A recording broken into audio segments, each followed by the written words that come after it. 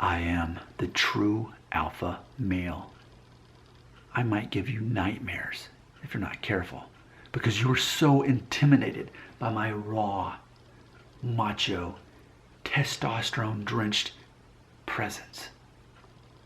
The living legend of hair loss. Here's the deal.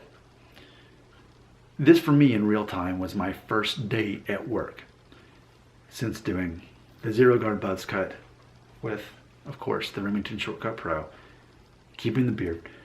And so not only was it the first day at work looking this way, but it was also the first day dropping off both of my kids at both of their schools as this, which, you know, I warned some people, but not everybody. You know, it was a drastic physical change.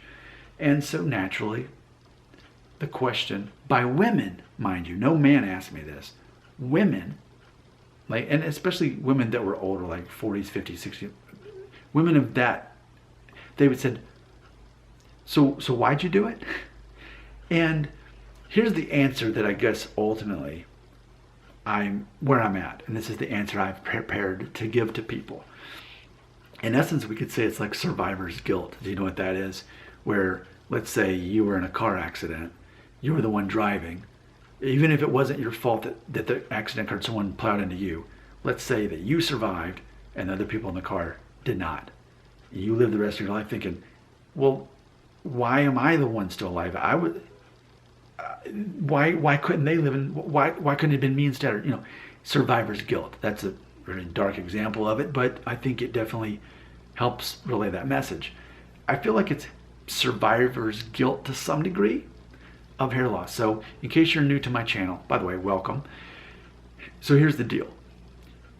I always thought that I would be noticeably balding by age 33. I know that sounds like an arbitrary age, but ultimately I looked at the men on my dad's side of the family and they seemed to be noticeably balding, you know, once they got into their 30s. So arbitrarily in my mind, I told myself by age 33, you're going to have maybe a little island here or the strip. You won't be completely bald, but you're going to be noticeably balding by the time you're 30. By the time you're 40, of course, you'll be completely bald.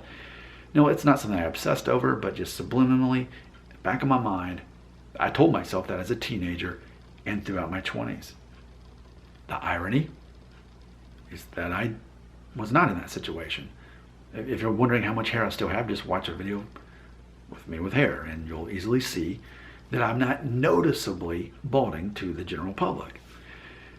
So now that I'm a year and a half away from turning 40, and I can still grow a full head of hair, and all you have to do too is just watch the video where I shaved off all my hair. You'll see how much hair I have. So to be a year and a half away from turning 40 and to still have the ability to grow that much hair, I feel like maybe there's some survivor's guilt in there because I was prepared for something that didn't happen. Instead of getting the DNA from my dad's side of the family, I'm not saying I did get more so the DNA from my mom's side on that as far as hair goes, but at least it watered it down because my mom's 3 brothers are in their 60s and they have full heads of hair. Granted, now I don't know that all of them can grow beards, but they're in their 60s and have full heads of hair. So if anything, that kind of watered things down. But that doesn't matter though, because for all that time, I was already believing that I would go bald. So the fact that I didn't, it's almost like being in an alternate dimension, like an alternate plane of existence, where I created this one reality where I was going to be bald by 30. And so mentally, I was already believed it, but it wasn't true. And so I feel like, you know, since age 21, the first time I did a buzz cut, and I think it was probably like a number 2 or 3 guard at the time, but that's where I started. And I never had my hair that short. But, you know, to do that at age 21, I loved it. But eventually I grew my hair back out. And then about a year and a half later, I did again. The only exception, I think, is the year that I got married. It would have fallen around that time, and I think that kind of pushed it back a little bit or whatever. Maybe I skipped that point. But I think that's part of why I do it. I think part of the reason I shave my head about every year and a half for about a month or 2, and then I'll grow my hair back out, I think is because my brain is in a different dimension, a version of reality where I actually am bald. And so it helps me kind of tap into the version of reality that's actually in my brain, not in your reality. So it helps me to be part of that.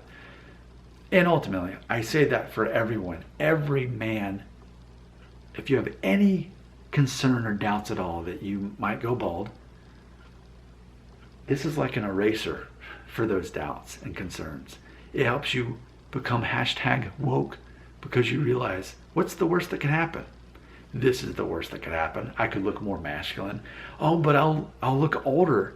You know what's funny is I made a couple of videos since I've done this asking people, do you think I look older or younger? Some people say older, but some people say I actually look younger. And it kind of makes things vague on what your age actually is.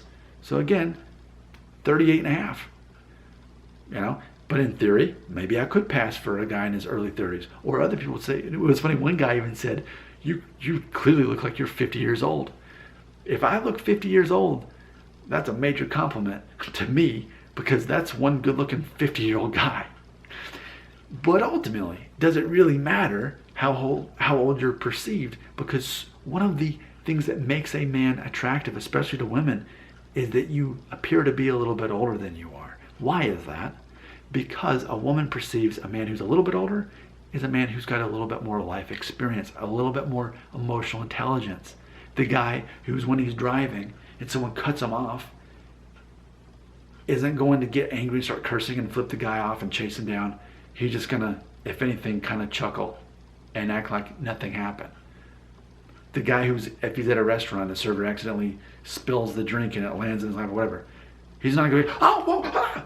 He's going to be almost apologizing to the waiter, saying, look, don't worry about it, no problem, calming him down very calmly. Because men who have more life experience tend to be more confident.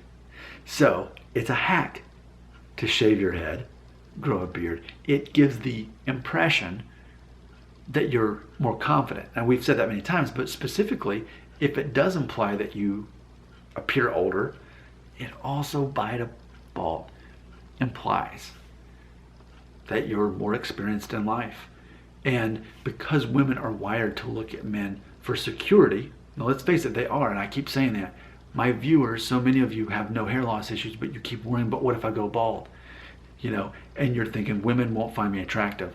Women are more attracted to you psychologically than they are attracted to you based on how you look. So it's more about sending the right psychological signals to women. So there you go. There's reality. Thank you for watching my video. Your comments belong right here. I'm glad you're here. I will return the next time I upload a new video, which will probably be like 90 seconds from right now. Comments,